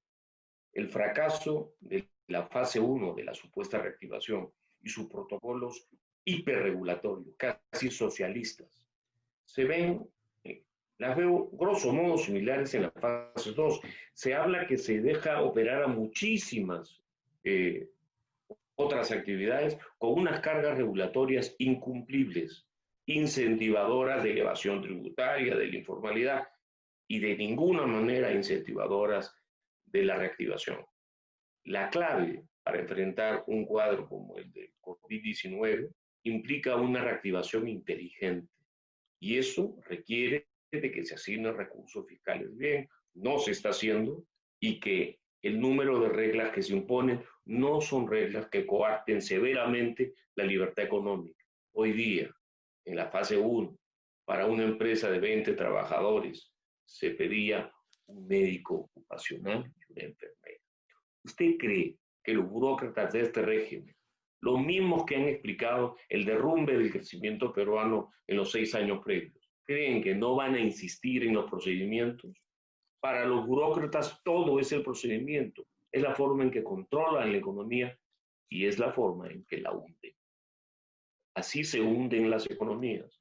¿Qué se debe hacer? Insisto, una reactivación inteligente implica desmontar la proscripción de actividades productivas de manera inteligente en aquellos sectores que puedan cumplir estándares mínimos de salud pública y entender que lo que hemos hecho ayer nos asegura una eyección de las infecciones en los próximos meses. Los errores de las últimas han sido terribles y si hacemos el mejor programa de reactivación inteligente, la pandemia va a seguir avanzando con sus responsables. Pero en la medida en que la gente tenga para comer, tenga ingresos, se va a poder defender mejor y se va a cuidar, porque todos sabemos lo que vemos en la televisión a diario, lo contagioso y lo letal, pero que no nos metan mieditos para meternos ideas tremendamente mercantilistas, tremendamente socialistas, que ya saben lo que traen: hambre, retroceso. Eso es lo que está en juego hoy día. Yo no veo en la fase 2 de la reactivación nada parecido a una liberalización, sino un saludo a la bandera, como están tremendamente atacados por su fracaso en términos de reactivación. Dicen, ahora vamos a liberar, vamos a ver pues si liberalizan, si dejan trabajar a mi gente, si dejan de insultar a los peruanos que hoy día son informales por unos costos de formalidad sospechosamente destructivos. En todos los planos. Clarísimo. Tributario, regulatorio, laboral, crediticio. Pero ellos nunca van a transitar hacia nada parecido a liberalización. Esta es mi opinión. Me encantaría estar equivocado. Muy bien, Carlos. Muchas gracias, doctor. No sé si alguno de los otros panelistas quiera complementar. Si no, pasamos a una pregunta que tengo al general Quiabra. A ver, general, había una pregunta respecto a un comentario que hizo y ha salido posteriormente en muchos medios de comunicación, pero inicialmente lo hizo aquí cuando nos acompañó el almirante Montoya. El almirante Montoya, quien desde su punto de vista también militar, indicó que debió haberse hecho o se debió haber trabajado con un comando unificado que integre las Fuerzas Armadas y todas las fuerzas para que se realice una planificación, ¿no? ¿Estamos muy tarde desde su punto de vista para implementar algo así? ¿O qué opina acerca de este tema? Fíjense, estamos en una democracia, y lo dije. Comando conjunto no puede reemplazar el gabinete. No estamos en una guerra externa, estamos en una situación de emergencia sanitaria. Lo que sucede es que las Fuerzas Armadas las estamos subempleando. Cuando vemos nosotros un desgaste innecesario de personal durante las 24 horas realizando tareas policiales, en vez de darle todo el esfuerzo a la fortaleza que tiene las Fuerzas Armadas, que es ser el aparato logístico más importante del país, vemos nosotros de que no se conoce el empleo, pero eso no significa pues que el comando conjunto va a planear y va a hacer todo lo que debe hacer el gabinete, si no el gabinete tendría que irse a su casa y el presidente también, entonces pasaríamos a ser el ministro de Defensa, el jefe, el director de la guerra y el comando conjunto. Lo que pasa es que también se habla de un sistema de defensa nacional y nadie conoce. Si yo pregunto quiénes conocen el sistema de defensa nacional, cómo está estructurado, para qué sirve, nadie, ni el presidente, ni el primer ministro, ni el gabinete. Este sistema se creó en 1979 y tenía como centro el comando conjunto, porque el escenario era diferente. El escenario era pues una hipótesis de conflicto externo con uno o con dos países a la vez. Vino la subversión y dos gobiernos lo mantuvieron con la misma organización. Recién en el 92 se creó al interior del comando conjunto un estado mayor, un segundo estado mayor que se llamaba COFI. Pero ese COFI no era para que hiciera todas las tareas civiles y militares, por decir, sino era para integrar el trabajo de la policía y de la Fuerza Armada. evitar la duplicidad de esfuerzos y cómo salir favorecidos en una acción conjunta donde se explota la inteligencia de la policía, que es fundamental, con la capacidad operacional de las Fuerzas Armadas. Pero había pues un... Sí, Carlos, dale. Sí. He escuchado decir guerra externa. ¿Algún país externo ha soltado una arma biológica contra el Perú? Lo digo solo para provocarlo. No, pero nosotros hemos tenido 2 conflictos externos, ¿no? Y fíjate cómo es. Yo los he vivido. En ninguno de los 2 conflictos externos tuvo buen desempeño el Comando Conjunto. El Comando Conjunto ha servido solamente por frente interno. Entonces ahora lo que ha debido de aplicarse es este sistema de gestión de desastres. ¿Por qué? Porque ya ha venido trabajando con la habilidad que tienen los gobiernos de haberlo adscrito al Ministerio de Defensa. Entonces prácticamente lo hace el Comando Conjunto. Porque INDECI descanse del Comando Conjunto, descanse en la capacidad operativa del Comando Conjunto. Porque si no estuviera el Comando Conjunto, el fenómeno del niño hubiera sido un desastre. Por eso hay gente que criticaba cuánto se había gastado en armas como si estuviéramos preparando para una guerra y lo que se había comprado eran aviones de transporte, helicópteros de transporte y un buque logístico. La pregunta es qué hubiéramos hecho en el Perú con un fenómeno del niño sin ese equipamiento, o qué estaríamos haciendo ahora sin ese equipamiento en esta emergencia donde hay que distribuir todo el sistema sanitario a nivel nacional. ¿Cuántos vuelos de apoyo hace la Fuerza Aérea Lima? Entonces yo creo que lo que se tiene que definir es si nosotros tenemos un riesgo latente, que es un fenómeno del niño, de cualquier intensidad, un sismo, hace rato debemos tener brigadas multipropósito descentralizadas, que se sume a la brigada que debe tener el gobernador regional, de acuerdo a las circunstancias de cada región, de tal manera de que haya una respuesta inmediata y no se esté esperando Lima. Entonces yo creo que pasa por ahí, pero no se compatibiliza pues el desarrollo con la defensa. Yo te digo, mira, para que veas un ejemplo, acaba de reunirse nuevamente el Acuerdo Nacional. Con motivo de la pandemia se ha reunido el Acuerdo Nacional para determinar las políticas, cómo enfrentamos, y no han invitado a nadie de la Fuerza Armada. O sea, lo que somos de la Fuerza Armada no pertenecemos a ninguna sociedad, porque ahí está representada, dice toda la sociedad. ¿Por qué no han invitado, por ejemplo, a la DOGI? Representantes, los generales. Si seguimos mirando el Perú con un solo ojo, y con un solo ojo no vamos a solucionar los problemas, porque ¿sabes qué? Miramos al Perú con un ojo y resulta que el otro ojo es el que te soluciona los problemas. Entonces es tiempo de cambiar, es tiempo. La seguridad es la suma del desarrollo y la defensa. Lo militar es parte de la defensa y la defensa es parte de la seguridad. Actualicemos nuestros conceptos doctrinarios, actualicemos nuestro sistema y organicemos plataformas que nos sirvan para tener un desempeño más eficiente que el de ahora en las, ojalá no, pero en cualquier otra emergencia que tengamos. Yo quiero, Sergio, hacer una acotación, si es Por posible, favor, lo por que favor, decía Roberto. por favor.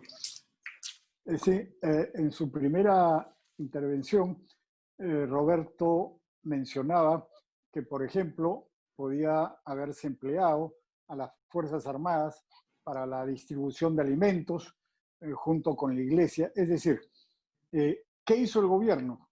Recurrió a la peor de las alternativas, darle varios cientos de millones de soles a los municipios, a sabiendas que los municipios no tienen capacidad de gestión, que muchos de ellos son ineficientes y muchísimos son muy corruptos. Y lo que hemos visto después es que se robaban las cosas o no las distribuían adecuadamente. Coincido con Roberto, la Fuerzas Armadas tienen una enorme capacidad logística. ¿Por qué no usar a las Fuerzas Armadas, a la iglesia y a la empresa privada en un sistema flexible para llevar alimentos a la gente que realmente lo necesite, que no está recibiendo bonos y que no está recibiendo nada? O sea, ¿por qué no tener soluciones imaginativas de esa naturaleza? En lugar de tener a los militares en puestos de control en toda parte, desgastando los 24 horas al día, eso no tiene sentido. Pero este gobierno realmente no tiene imaginación ni tiene capacidad. Es decir, hemos tenido la desgracia de que esta crisis del coronavirus nos ha caído encima, teniendo un gobierno incompetente e inepto. Mala suerte para el Perú. Bueno, no mala suerte. No es casualidad que tengamos este gobierno incompetente e inepto, pero desgraciadamente eso es lo que nos ha ocurrido y ahora vamos a pagar las consecuencias. Permíteme, Carlos, yo quisiera agregar dos cosas. Entregarle la millonada a los alcaldes, a los 1.500 y pico alcaldes, hace que del 100% de canastas hay un 38% que nunca la van a recibir porque están envueltas en corrupción y hay 13% que todavía no han comprado los abastecimientos. Es como entregarle a los jefes de los puestos de vigilancia para que le compren alimentos a los soldados en vez de entregarle a las cabeceras de región, como debió hacerse. Ese es un problema de los gobernadores. Y el otro tema, yo no sé acá por qué no se emplea a la iglesia y no se emplea a los privados. Fíjate, López Obrador, repito, el más izquierdista de los izquierdistas, cuando asumió su gobierno dijo, mis programas sociales lo voy a hacer descansar en la Coca-Cola. Claro, pues si la Coca-Cola tiene la capacidad de distribuir en todo México, ¿para qué vas a duplicar tus esfuerzos? Y en el Perú, ¿por qué? Inclusive al sacerdote, al párroco de Iquitos, que en 24 horas puso una planta de oxígeno, no lo boicotaron, se la sabotaron. Entonces, hay algo que está mal. Entonces, déjense ayudar. Si todos ayudáramos, si a todos se hubiera convocado, no necesita aplicar la ley de movilización nacional. La iglesia dice, ¿por qué no nos piden apoyo? Los privados dicen, ¿qué cosa quieres que te apoye? Y los privados están apoyando ahí sin que nadie sepa, y la iglesia también. Pero vamos, hubiéramos hecho un ejército con diferentes actores que nos permitan que le lleguen los mismos bonos, las canastas de toda la gente. Y no estaríamos nosotros con 2 millones de peruanos que no han recibido nada, porque acá dicen, no, hemos entregado 5 millones, nos faltan 2. Nos faltan 2, es como si dijeran faltan 2. No, 2 millones que no han recibido nada. Muy bien. Sí, Carlos, por favor. ¿Quieren combatir la pandemia? Pues distribuyan mejor alimentos con el ejército, el sector privado y la iglesia. ¿Quieren que la gente se quede en su casa? Que haya mucho más internet accesible. Incentivos. Con incentivos para que la gente guarde la separación física que es necesaria para combatir la pandemia, funciona mucho más. Y recordemos algo que no nos gusta recordar. Hace poquito nomás, hace 6 meses, el gobierno cerró el año gastando en todas sus dependencias 65.000 millones de dólares. Preguntémonos cuánto se ha gastado hasta ahora. ¿Cuánta gente se ha muerto por no redirigir gastos? Un ejercicio muy simplón, pero que requiere determinación. Le daba para las cifras de principio de año una capacidad de ahorro sin despedir a nadie al Ministerio de Economía superior a los 1.000 millones de dólares. Tan fracasados fue el esquema que generó una recesión que hoy día, a ciencia cierta, nadie sabe de qué tamaño es la recaudación. Hoy día la situación económica es tremendamente más deteriorada que el primer día de la pandemia. Y me hace compartir con ustedes la observación correcta. Otra vez, peor que el bicho es el accionar de la burocracia. Y la forma en que estamos hablando acá es la forma de ayudar al ingeniero Vizcarra y a su gobierno. Cuando hay algo bueno, se aplaude. Cuando vemos que una fase 2 de la reactivación llena de controles escondidos no va a reactivar nada, hay que decirlo. Aunque mucha gente te diga, oiga, lo que está diciendo el señor Quiabra o el señor Figliosi es muy crítico. Justamente, estamos, Fernando, estamos general trabajando para el señor Vizcarra. Ojalá que lo que se dice acá, aunque no les guste, lo utilicen. Porque si siguen haciendo lo que están haciendo, el daño en vidas humanas, el más importante, y el daño económico, es simplemente difícil de predecir. La recesión es una mega recesión, posiblemente la más alta de la historia, por errores del gobierno, hay que decirlo claramente. Corríjanlos. Ya después otros les tomarán cuenta. Nosotros queremos que los corrijan, que el país mejore. Sergio. Gracias por tus reflexiones, Carlos, muy adecuadas, pertinentes. Voy a hacer una pregunta que está dirigida a Fernando Rospigliosi. Viene al tema de los comentarios sobre el tema de del riesgo que se puede correr en las calles y el tema de las prisiones, ¿no? Hay un decreto legislativo, el 1513, que comenta de que establece medidas para el hacinamiento en los penales. Ha sido rápido, en realidad, esta medida, 20 días para revisar el tema de prisiones preventivas. El Ejecutivo, es una pregunta que está planteada de esta forma, la voy a leer. El Ejecutivo no está evadiendo responsabilidad y asignando una labor demasiado grande y complicada al Ministerio Público y al Poder Judicial. ¿Qué opina, doctor? Sí, sin duda. El problema es muy sencillo. Lo que decía al principio, va a venir una ola delincuencial.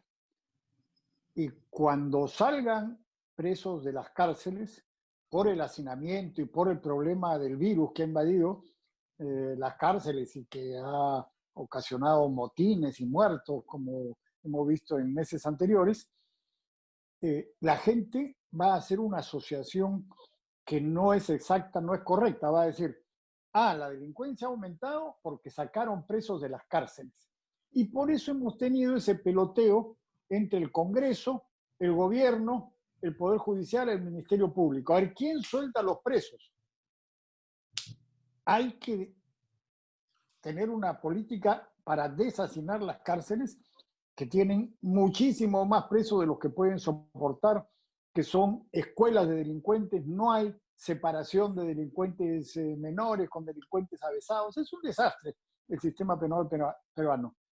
Pero el asunto es que para tener una política de deshacinamiento, el gobierno es el principal responsable. El gobierno es el que maneja el Instituto Nacional Penitenciario.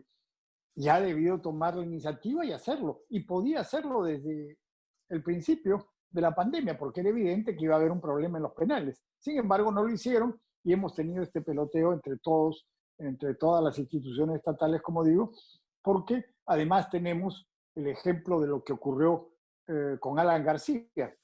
Este tema de los narcoindultos que le dijeron, Alan García liberó a 5.000 narcotraficantes. Eso le costó muchísimo políticamente a García en las elecciones de 2016. Por supuesto que todos los políticos se dan cuenta de eso y por eso todos tienen temor a tomar la iniciativa y realmente hacer lo que hay que hacer, liberando a delincuentes menores, a gente que, por ejemplo, está por no pagar alimentos.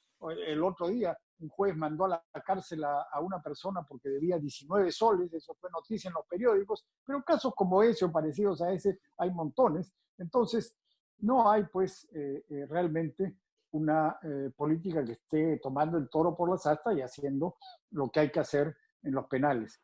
Y como digo, el populismo penal es muy rentable políticamente y al contrario de lo que se debería hacer, lo que vamos a tener es un intento de meter más gente en la cárcel, cuando eso, primero, que no se puede hacer porque no hay donde ponerlos, y segundo, que no va a resolver los problemas. Lamentablemente, esa es la situación. Estamos entrampados ahí.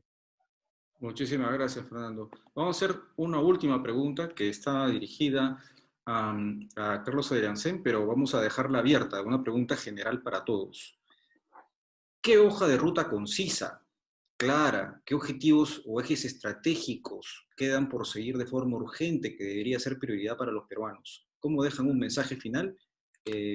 Por favor, por parte de ustedes. De repente vamos en el orden como han ido los panelistas, el general primero, el general Quiabra, luego Fernando Rospigliosi y finalmente el doctor Adriancén. Por favor. Yo repito, nosotros podemos equivocarnos de acá afuera, pero los que están gobernando nuestro país no. Lo que deben hacer ellos es que la población no le pierda la confianza y que todo el esfuerzo que estamos haciendo tenga pues un final feliz, ¿no? La pregunta es ¿cuándo? La pregunta es quién va a decir que se logró el efecto final deseado. ¿Cómo se van a medir los resultados? ¿Cómo vamos a decir si hemos sido o no exitosos? ¿Por la cantidad de muertos? ¿Por lo que nos va a costar recuperar la economía? ¿Por el costo social de toda aquella gente que ha perdido su empleo y que sabe que va a ser muy difícil que en 1 o 2 años lo recupere. Yo creo que no perdamos la confianza, pero para no perder la confianza es necesario una autocrítica. Es necesario que replanteen lo que no están haciendo bien y hacer lo que ya debe hacerse, porque si no, si vamos a continuar todos los días en la mañana viendo a nuestros ambulantes de un distrito a otro y así se pasen todos los días a ver quién se cansa primero, yo creo que nos va a costar mucho. Carlos conoce mejor que yo, nos ha costado 10 años salir de una inflación donde íbamos con nuestros hijos a hacer cola por 2 tarros de leche. ¿Cuánto nos va a costar ahora que fácilmente en menos de 3 meses nos hemos quedado sin ahorros, el Estado y las familias? Porque la familia ya se gastó su CTS, ya se gastó su AFP, ya se quedó sin empleo. Entonces yo creo que el gobierno debe hacer una autocrítica, debe replantear sus estrategias, debe tener miedo. ¿Quién dice que no se puede replantear una estrategia en medio de un combate? Porque el que no replantea que se va a la muerte. ¿Por qué? Porque no se podía replantear. Hay que replantear. Yo creo que no hay que tener miedo a replantear, asumir cosas que no se están haciendo bien. No nos engañemos, porque esto no se puede engañar. Los chilenos se engañaron y se fueron antes de tiempo a las calles para decir que eran los primeros en la región, y hoy día están ahí que se nos acercan en cantidad de contagiados y de muertos. Nosotros tenemos experiencia. Lo único que queremos es que tengan una autocrítica y que reorienten sus estrategias integrales, no estrategias sectoriales. Gracias. Fernando, a continuación. Bueno, lo que hemos conversado acá, lo que han dicho Roberto, Carlos, creo que permite hacer una síntesis rápida y más o menos clara.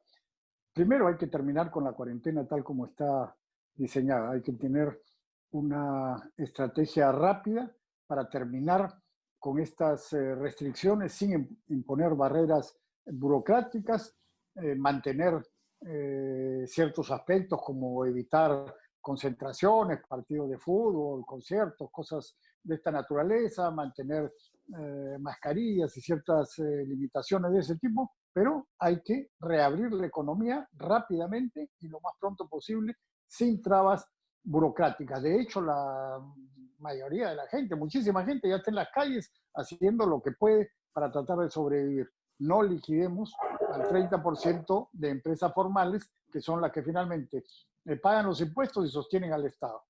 En segundo lugar, específicamente el tema de seguridad hay que tenerlo muy en cuenta y tener políticas específicas preparadas porque se nos va a venir una enorme delincuencia inmediatamente.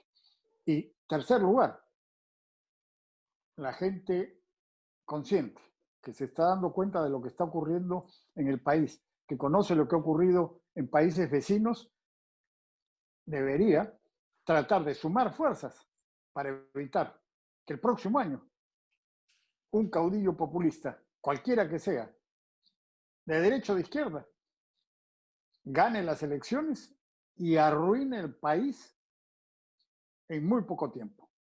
Porque ese es un peligro muy grande y que ya lo tenemos a las puertas, como se está mostrando ahora con el Congreso que fue elegido hace poco tiempo. Así que ese es un peligro que las personas que se dan cuenta de lo que se puede venir deberían tratar de evitar, deponiendo ambiciones y sumando fuerzas. Gracias, Sergio.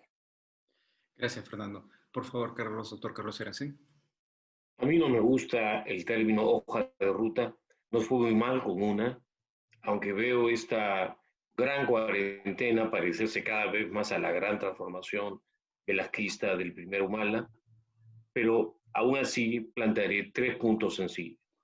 El primero, un redireccionamiento masivo del gasto público en ministerios y proyectos absolutamente no prioritarios hacia salud, interior, defensa, Contraloría y subsidios a la población más golpeada por las decisiones de los últimos meses.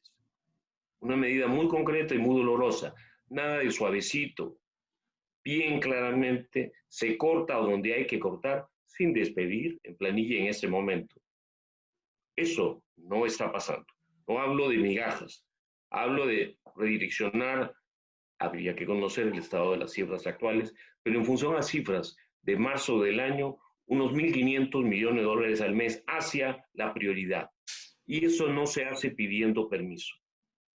Lamentablemente requeriría el apoyo de este Congreso que no eligió nada. Segundo punto, de la mano con redireccionamiento de gasto para que haya una contención especial exitosa, liberalizar inteligentemente la economía, porque la recesión a la que nos han metido va a generar muchísimo hambre y más atraso.